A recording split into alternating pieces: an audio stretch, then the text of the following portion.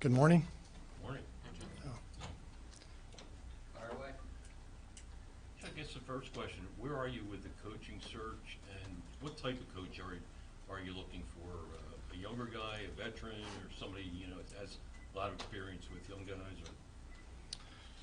Yeah, well, first of all, I met with Mike yesterday and advised him that he won't be our head coach for next season. I want to start off by saying that, we dealt Mike a really tough hand. He's a good coach. I thought he did a really good job under the circumstances. He kept our players competing and playing hard to the end. Made a few adjustments that we started to see some progress in particular, holding on to the puck a little bit more, zone entries. We were scoring a little bit better 5-on-5 by the end of the year. But look, it was a tough hand we dealt him, all things considered. He's a good hockey man. So, we're going to continue to talk and see how things go over the next 5-6 weeks. But he's the type of person we'd love to keep in the organization going forward. In terms of your question, we're going to get together tomorrow, our hockey operations group, and the first thing we're going to do is, put together an ideal candidate profile. We're going to really go through a very thorough discussion on what we're trying to achieve, what we're looking at. At this stage, all options are open. We're just starting the process. And, once we build that candidate profile, what we're looking for, we'll start to reach out to candidates who we want to interview. You said Mike will be back. Is there a chance he'll be back as an assistant? Or I said Mike and I will continue to discuss that. Obviously, he's free to speak to other teams right now and see what options are there. But, depending on how things go over the next 6 weeks on his end, our end, I'd love to find an opportunity, whether it's in coaching, player development, front office, scouting.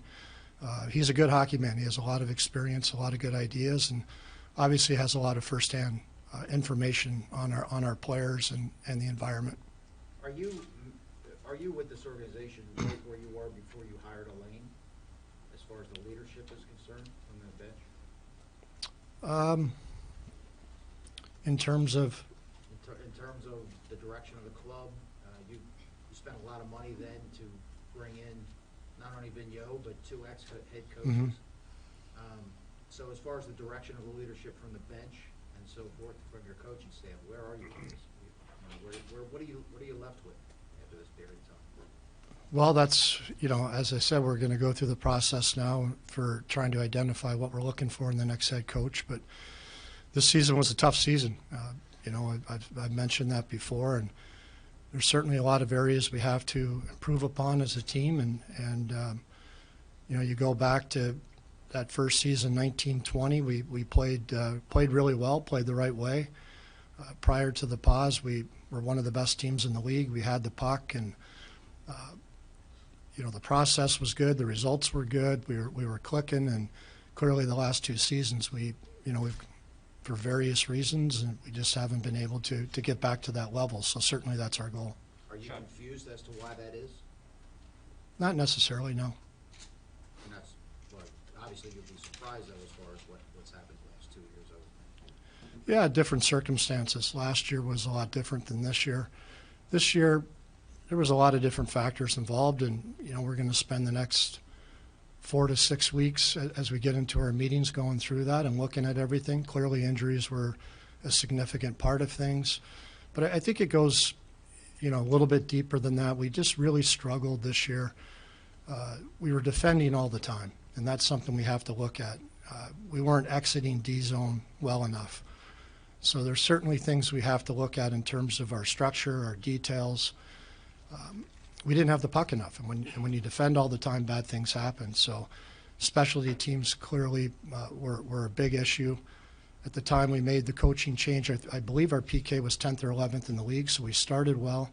I think the PK and our goaltending were major reasons why we were hanging around a playoff spot until early December. But, as the season went on, the PK fell apart, and couldn't keep the puck out of our net. But going back to process, that's clearly going to be a part of what we're looking to do. We have to defend less. We have to come out of D-zone better. I'd like to think that A healthy Ryan Ellis would help in that regard. He's an elite puck mover. Cam York, I thought, showed some very good signs this year. Provorov, Sandheimer, obviously players that are good with the puck on their sticks. So I think we have some players currently on our roster that can help us get to a better point in that regard. But, you know, we're going to take some time here the next few weeks to look at all those issues. Chuck, in late January when we talked to you and Dave Scott, you noted that the plan in the offseason was to aggressively retool. Dave said that he didn't think this was going to take that long to turn around. I guess we really haven't talked to you about bigger picture stuff since then. Does that opinion of yours and Dave's, I guess, does that still hold? Do you guys still believe you can turn this around quickly and then an aggressive retool this summer is the plan? Yeah, an aggressive retool to me is being aggressive in every area. And I think we've already started. I mean, we moved 3 quality veteran players at the deadline, and we picked up Owen Tippett. We picked up a first-round pick, a third-round pick, a fourth-round pick. You know, we were able to re-sign 3 of our unsigned college kids, 2 of whom could have elected free agency this summer. So, you know, it's being aggressive in all phases. Certainly part of it is we have to get younger, we have to get more talented, we have to get faster, and then we have to aggressively look at trades and free agency and can we add a couple players to supplement what we have here to make this team better. Another element's going to be, you know, obviously the return to health of certain players. I mean, Sean Couturier and Ryan Ellis are players that would be hard to acquire in the offseason. It's hard to acquire a top 2 defenseman with a $6 million cap hit. It's hard to acquire a number 1 centerman. So, you know, we're going to be, you know, certainly hopeful that those players can return and play well. But, you know, this is a little bit slightly different circumstances, but you know, this offseason could be a little bit like the offseason in 2019. And if you looked at that year, we traded back in the first round. We got an extra pick. We traded up in the second round. We traded picks for players. We acquired picks earlier at the deadline. So, you know, you're constantly doing what you can to improve your team, not only for the short term, but the long term. And that's what I guess I call a retool. So you envision, I'm just trying to drill down exactly kind of where you're coming from here. Do you envision this being an offseason where you guys, you know, look to, you know, trade assets to win now, or are you more looking at more of a long-term approach to fixing this? A little bit of both. A little bit of both. I mean, young players are going to be a big part of it. And if you look at last offseason, for example, you know, at that point, you know, Morgan Frost was coming off surgery. We weren't expecting him to be able to make the club initially. Cam York, I think, had 5 NHL games. Wazinski was injured. You know, Wade Allison quickly became injured in rookie camp. Tyson Forster got injured early in the season. So a lot of our younger players weren't really in a position to compete. So we signed veteran players. We signed Broussard and Yandel and Nate Thompson, and we picked up Patrick Brown and McEwen on waivers because we simply didn't have the young depth to compete. But a critical part of what we do going forward, whether it's short-term success or long-term success, will be integrating more youth into our team. And I think we're way better positioned this year, not only with hopefully Allison and Wazinski being healthy and able to go, but Cam York now much more experienced, and Morgan Frost played well down the stretch. We've added Owen Tippett. Adder, Cates, and Brink came in. You know, Hayden Hodgson emerged out of nowhere. I didn't even know who he was until October. You know, so there's a lot of positive signs in terms of younger assets, and that doesn't even include the Forsters, Wisdoms, Denoye, Lixell, Yinning, a lot of the Fedotov, you know, Samuel Urson, who a really tough injury-plagued season, but should be healthy for next year. So the good thing is we'll have a lot more depth in terms of young assets. Obviously, not all of them can make our team, nor maybe not all of them will be good enough to make our team, but some of them will. And that's going to be a big difference next year, where we hopefully have a few more internal options to plug some holes. Chuck, with the coaching search, you said you'll start looking to see what you want to identify as the qualities for the next head coach, but are you almost at a loss for maybe what you guys want, given Alain Vigneault's top 8 in wins and couldn't do it? Mike Yo's got experience and he couldn't really steer it back in the right direction. Are you almost at a loss for maybe what direction you want to go? No, not at all. I mean, we're gonna sit down and again try to build that ideal candidate profile and really keep all options open and maybe look at it from a little broader perspective. But I don't think we're at a loss at all. But clearly we have to sit down and really drill down in terms of what we're looking for, and then I'm sure there'll be a lot of quality candidates we'll speak to. Is there a time frame on that search, or No. like, would you like to have the coach in place before the draft, or? No, I think we're aware of the calendar, but the important thing is to get the right coach. Get the right fit, the right chemistry, and as long as it takes, that's what we'll take. Chuck, when you came in here, what were your expectations, hopes about how long it would take to get the team to where you wanted it to be? Did you come in and say it only needs a couple of things, some tweaks? Did you come in and say, oh boy, we've got to look at this thing from top to bottom? Like, when you took the job, what was your outlook at that time? Well, when I took the job, I think, I was pretty aware of the strengths and the weaknesses of the organization. If you looked at our age distribution chart at that point, we had some high-end quality veteran players that were approaching 30 or over 30, whether that was Giroux, Voracek, Van Riemsdyk, Wayne Simmons, Brian Elliott. And then we had a bunch of young assets 23 and under. We didn't have a lot sort of in that 23 to 30 that in the prime core area. So we knew that to capitalize on the last years of G and Jake being elite players, we would need to probably go outside and add some pieces in that core, and we would need our young players to hit. And if you look at it now, the positive thing is a lot of those young pieces are now 24, 25, 26, and we have a lot more coming behind it. But we still don't have a lot in that 27, 28, 29, 30 range. So I knew it would take time for that group to get to kind of their prime years, which we're seeing now. And we saw, for example, a kid like Sanheim really take a big step this year. Travis Konechny ended the season very well, and to me is poised to have a big year next year. So some of these players are right where they should be, and probably right where they should be from a timing perspective. But clearly that's still our challenge, is how do we continue to build that core and supplement that with veteran players. Just to follow up on a question Charlie asked, you mentioned a little bit of both when Charlie kind of framed it as long-term versus now.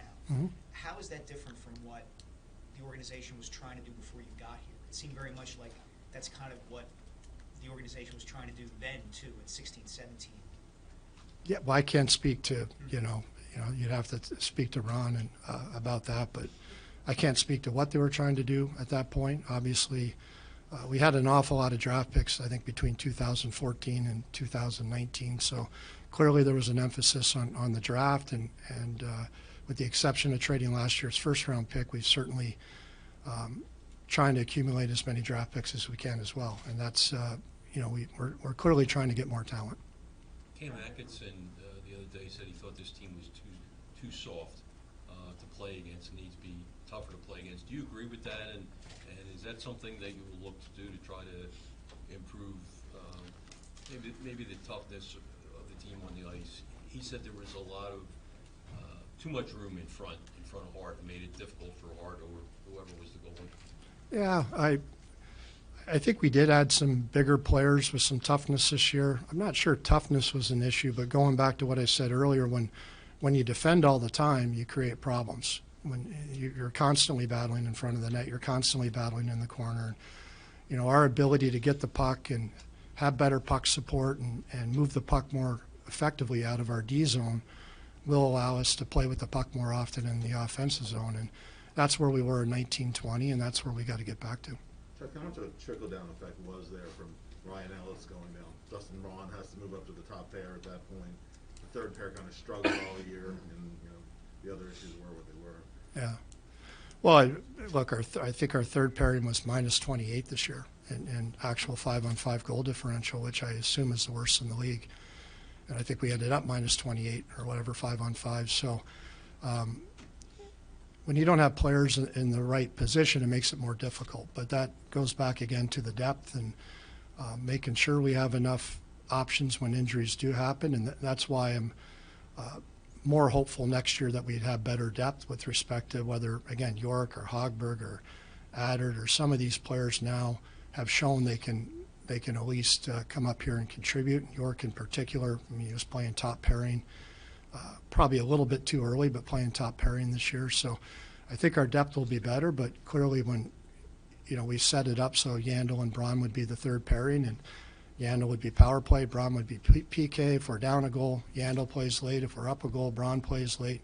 And they can spell some of those top four guys in certain situations. And, we asked a lot out of Justin Braun this year and asked a lot out of a lot of our players. But that's the focus right now, is making sure we have better depth and, looking at the market for a veteran player or two, but also knowing that we have some kids that hopefully are better positioned to help us this year. We asked some players about whether or not they sensed the frustration of the fans in the city. Their message back to us was, we want you to be patient, that we think we can turn this around. What is your message to the fans?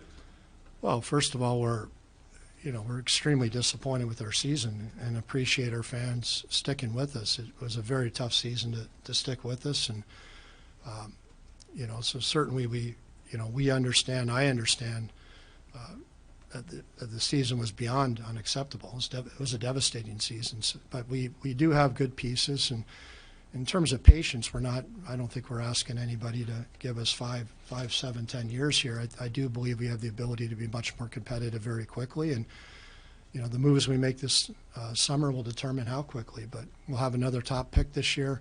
Again, a pretty good influx of young talent coming in, some of whom played pretty well down the stretch, and so I think there's reasons to be optimistic, and yet there's certainly challenges we still face. Chuck, attendance was down.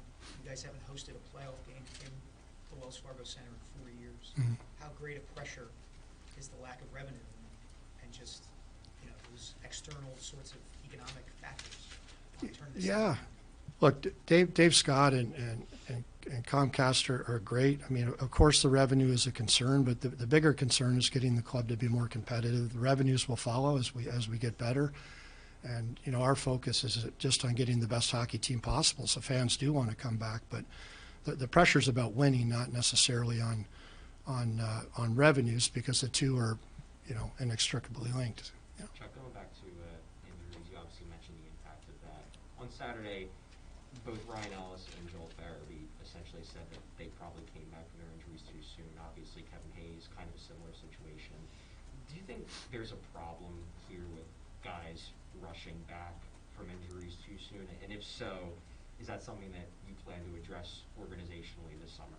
Yeah, absolutely. I'm going to sit down with our doctors and our medical staff and our strength and conditioning coaches here in the next couple of weeks, and just a lot of questions. What do we do well? What are we not doing well? Is there something we need to do more of? Are there things we can do from an injury prevention standpoint to prevent injuries before they even happen? We're going to look at our entire structure in terms of our medical side, and like we have with analytics and pro scouting and amateur scouting, we're certainly going to look at ways we can invest and improve, that entire area. And, but I think that's questions have already been asked, and we're going to get together and just try to dig down and see what's preventable and what was bad luck, but what can we do and where do we need to add. Mentioned wanting to get younger ahead of the season. You were trying to bring in more experienced players, more veteran players. Why did that not, with the veteran leadership, not really help pull this team out of the spiraling that it did? And how does that change your mind about what the makeup of the team needs to be? Yeah, no, that's a good question. You always need quality veterans, and we did have quality veterans.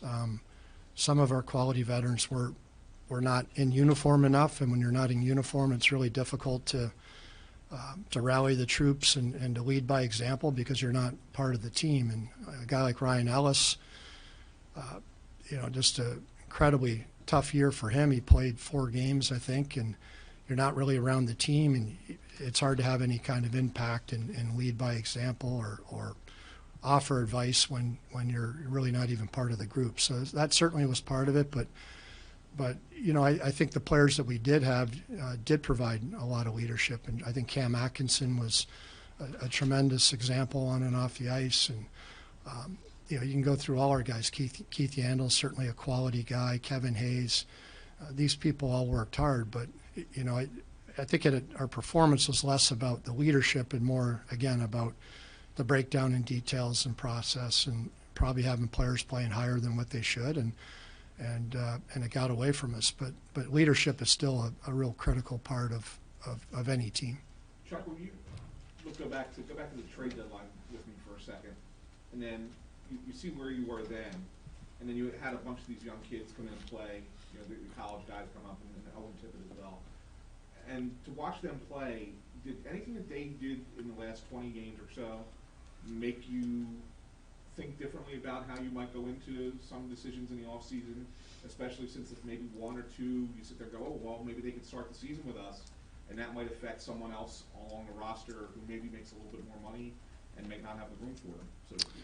Yeah, I guess in some sense. I think we were pretty aware, even going back to last summer, that this coming year we're going to need some of these young players to play. I mean, you look at guys like Allison and Wazinski need waivers. I mean, these are guys that are 24, 25 years old, and you know, it's sort of now or never for some of these players. Well, I think what it showed me is that we're going to have some options and have some depth, and you know, which is good, because if somebody does get hurt or somebody has a tough camp, then hopefully we have other players that are able to take advantage of that opportunity. Chuck, how do you evaluate Carter Hart's season? And you mentioned Fedotov a few minutes ago. Are you going to be able to bring him over here, or what's the deal to bring somebody over from Russia? Yeah, we're hopeful to come to terms with Fedotov in the very near future, and clearly things are a little bit more complicated due to the you know, the situation in Ukraine right now. But you know, we're still expecting that we'll be able to get him the proper paperwork and have him here for next season. In terms of Carter, you know, I thought Carter's season this year was a step up from last year. At 5-on-5, he was, I think, 20th in the league in terms of numbers and effectiveness. Like the rest of our team, everybody struggled on the PK. You know, our whole team, and I think the PK numbers probably drove his overall numbers down a little bit. But 5-on-5, he did a good job. He gave us a chance to win games early in the year. He's 23 years old, and there's not many 23-year-old goalies who are #1 goalies in the National Hockey League right now, and yet he's going into his 4th full pro season. So, you know, typically for goaltenders, it's 25, 26 when they truly hit their prime. And so to me, he's on track. He's playing well, and I'm excited about what the future holds. Is Fedotov a guy that can compete for the #2 job, or do you think he would need time with the Phantoms next year? No, he can compete for the #2 job. He's coming off a remarkable playoff run and good Olympics. And again, I think he's 25. Maybe he's turning 26, but he's right in that age where, you know, he's put his time in, he's developed, and he's ready to go.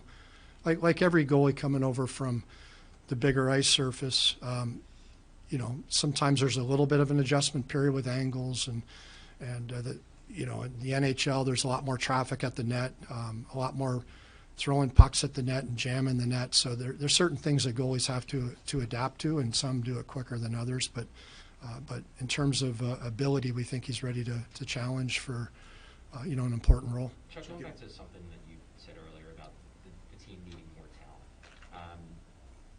You guys, you know, obviously are pretty slammed up against the salary cap once you bring back your RFAs and whatnot.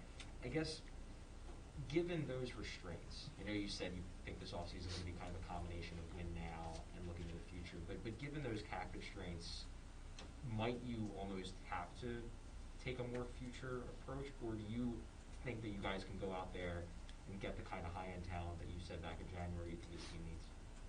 Well, it's going to be a little bit of both, and I think we do have some young players with some high-end upside that are currently with us and will still continue to get better. And by that I mean players like Konechny and Farabee, and obviously Travis Sanheim, I thought, took a pretty big step this year, and Carter Hart. So I think there are some young players who haven't hit their peak at this point.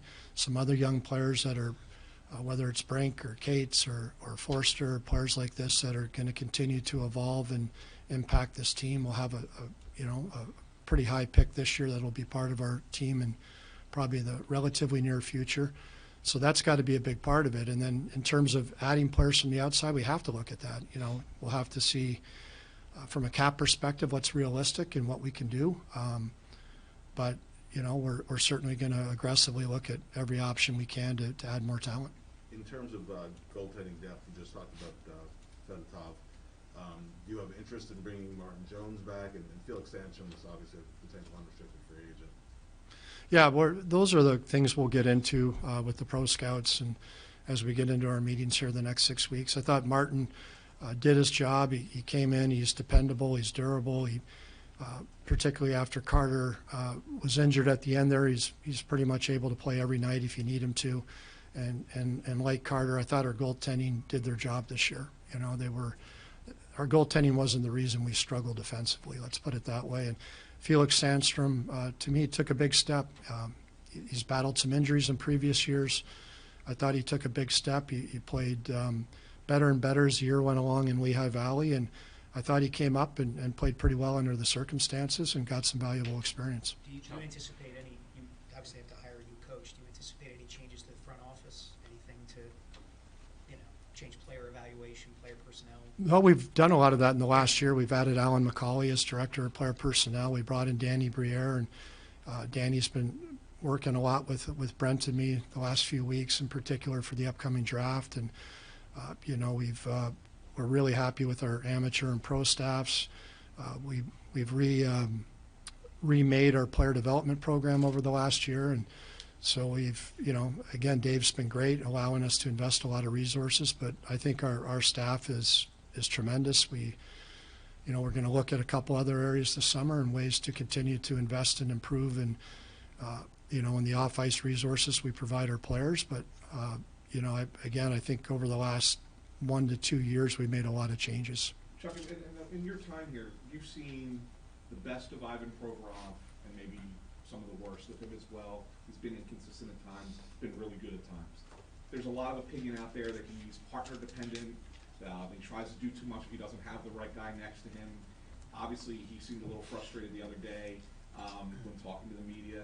Where do you assess his game at right now, and where does it need to go next year, next season? And it doesn't have to happen like that pretty quickly.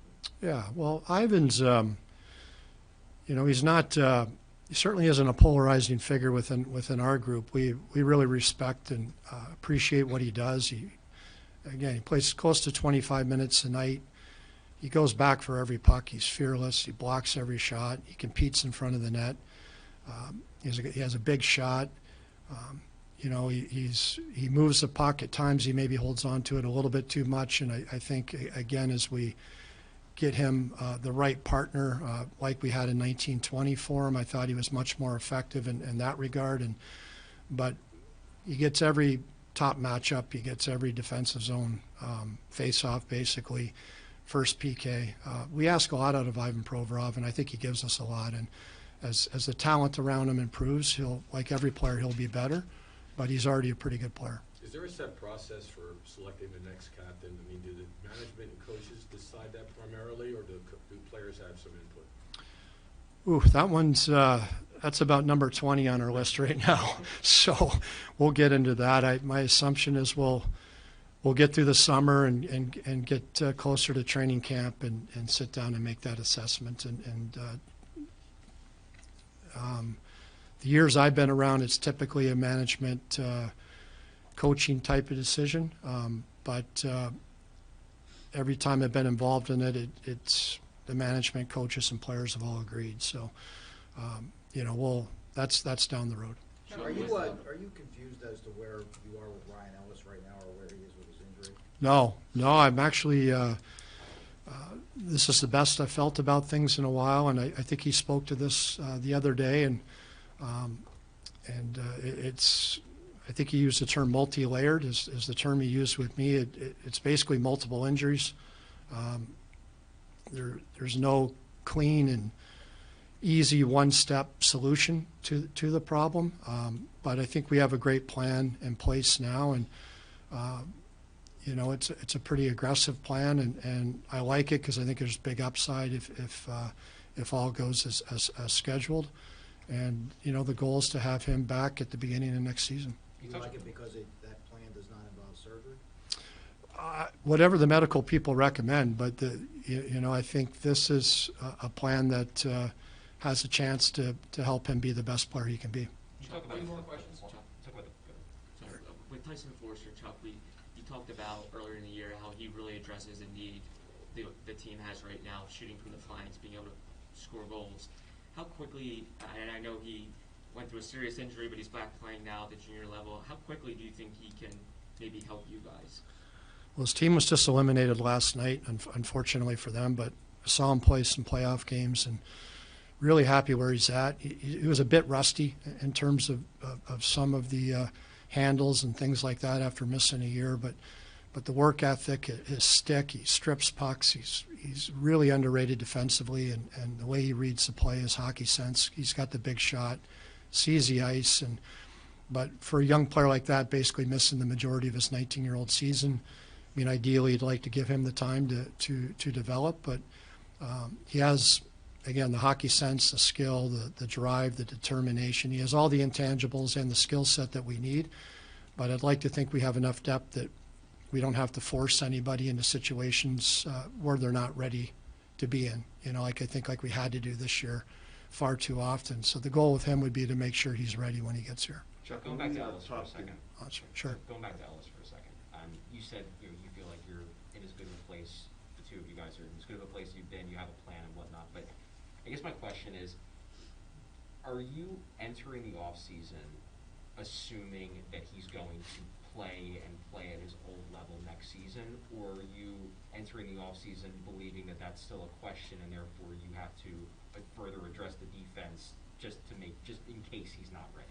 Well, the good thing, Charlie, is we're going to see how things progress here over the next 4, 6, 8 weeks, and that that's what this plan envisions. Some of his treatments, we'll have a pretty good idea where he's feeling by the end of June and early July, and that dovetails well with when the bulk of the off-season activity happens. So, we'll know a lot more when we get to those pressure points when you have to make decisions. But again, I know he's hopeful and optimistic, and the medical people I speak to are confident that he'll be able to come back and be a good player for us. When we talked to Mike before the last game of the season, we asked him about which young player's process had improved the most. First guy he pointed to was Morgan Frost. And if you go back a couple months earlier, he said, Morgan corrects some of these other areas first on puck, some of the compete stuff, the offense will follow at some point. And that seemed to be the case late in the season. Are you comfortable where Morgan finished off where you could say, okay, this is a guy who's going to help us next year? I'm certainly much more optimistic. And again, in fairness to Morgan, he missed his entire second year of pro hockey. I think he played 4 periods or something before he got hurt. And so really he's a second-year pro who, is a third-year pro. So he's missed a whole year of development. What I liked about Morgan this year is he really took to heart the constructive criticism that was given to him, and he worked hard at his game. Not just up here, but with Lappy down in Lehigh Valley. And when he came up, and again, ideally we were hoping probably to get him another 10, 15, 20 games in Lehigh when we brought him back. He was playing first power play, first penalty kill. His play away from the puck he's a smart player, so it's always been good, but he was digging in the areas where we felt he needed to dig in a little bit more.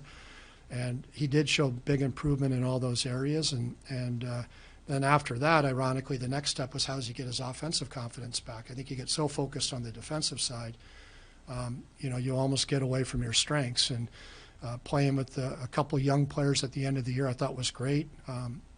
Oftentimes when you play young players with veterans, they want to defer to the veteran. They want to give the veteran the puck all the time. And I think when you saw those kids playing together, they're peers, they're all equal, and you could see a little bit more of what those players are like. And I thought he finished very strongly, and he needs another big summer. Needs to continue to get stronger, get a little bit quicker, like every young player. Pace of play needs to continue to get a little bit better, but he made big strides, and he's a player that, again, every year you go into camp and you hope you get 1 or 2 surprises, where a young player maybe comes in and is even a little bit better than what you hoped. And last year, for various reasons, it didn't happen. This year, we'd love it to happen, and he's certainly a guy that could be one of those guys. Chuck, Sam Moran has been kind of a forgotten man. Is he in your future plans at all? Can you give an update on his health? And along those lines, as far as the future, is Claude Giroux, have you closed the door on him when he becomes a free agent, or will you talk to him in the summer? Well, you know, I can't really speak about players on other teams. I mean, Claude's with the Florida Panthers, and you know, at this stage, we're still just setting up what we're going to do this summer. So, I mean, that's certainly not a question I can answer. As for Sam, no, he won't be able to return to play, unfortunately. You know, he's had too many knee injuries. He's not going to be in a position to continue his career. And you know, this offseason, we'll sit down with Sam and see if there's something that he would like to do to, you know, going forward. But tremendous kid and huge heart, huge determination.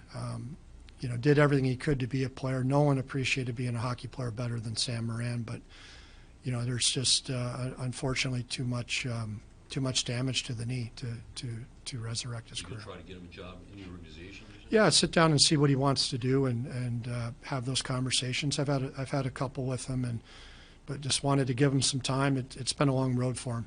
Really, you know, it's very emotional. You know, when you see your career slipping away because of things you can't control.